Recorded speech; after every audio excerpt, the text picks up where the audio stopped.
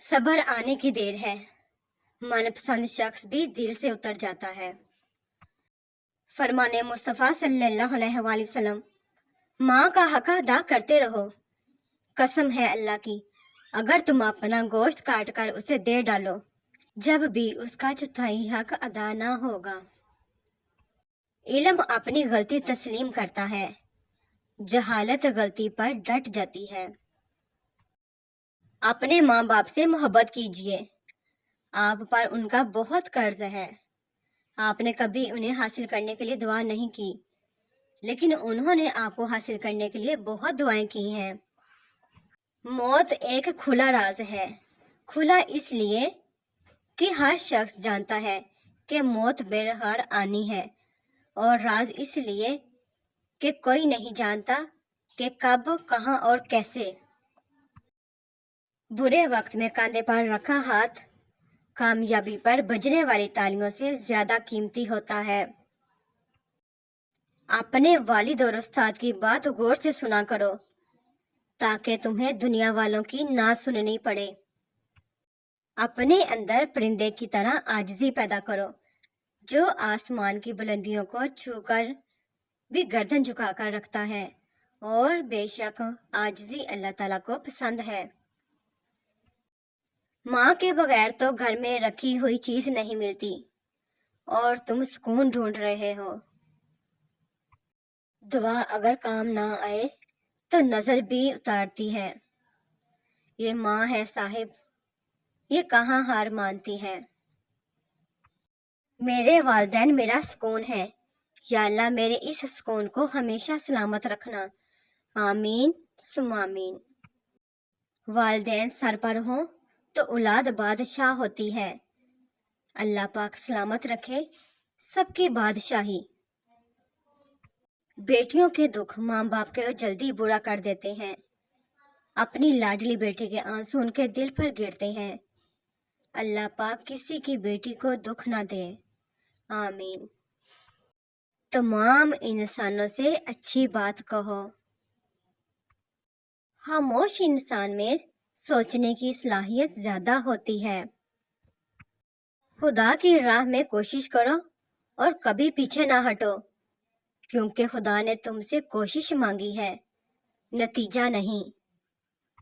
ऐ मेरे प्यारे रब, मुझे हर उस चीज और शख्स से दूर रख जो मुस्तकबिल में मेरे लिए दुख और परेशानी की वजह बने।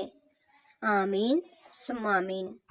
नफ्स का तज़किया चाहते हो तो 3 बातों को अपनी आदत बना लो: नेमत पर शुक्र, तकलीफ पर सब्र और गुनाह पर तौबा। हजरत अली रजी अल्लाह तआला अन्हु ने इरशाद फरमाया, उस जात की कसम जिसने दाने को फाड़ और रूह को तख्लीक किया। नबी उम्मी सल्लल्लाहु अलैहि वसल्लम ने मुझे बता दिया था कि मेरे साथ मोमिन के सिवा कोई मोहब्बत नहीं करेगा, और मुनाफिक के सिवा कोई बुग़्ज़ नहीं रखेगा। 2 असूल कभी ना भूलें। एक, अपनी ज़ात की कदर कभी किसी भी हाल में कम ना होने दें, और दूसरों की इज्जत का ख्याल हर सूरत रखें।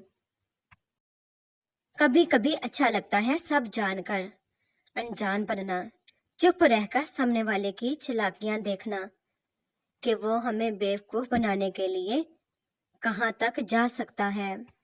सूद और सदकात। खुदा सूद को बर्बाद कर देता है और सदकात में इजाफा कर देता है, और खुदा किसी भी नाशुक्र गुनहगार को दोस्त नहीं रखता। बेटियों का दुख समझना बड़ा मुश्किल है। उनके लिए तो उसी घर में जगह नहीं रहती जहां वो पैदा होती हैं। माँ सच कहा करती थी कि फिक्रे इंसान को बूढ़ा कर देती हैं। हम सफर की निशानी। बेहतरीन हम सफर की सबसे बड़ी खासियत ये है कि वो आपसे इख्तलाफ और नाराजगी के बावजूद भी आपका ख्याल रखना और फिक्र करना नहीं छोड़ता।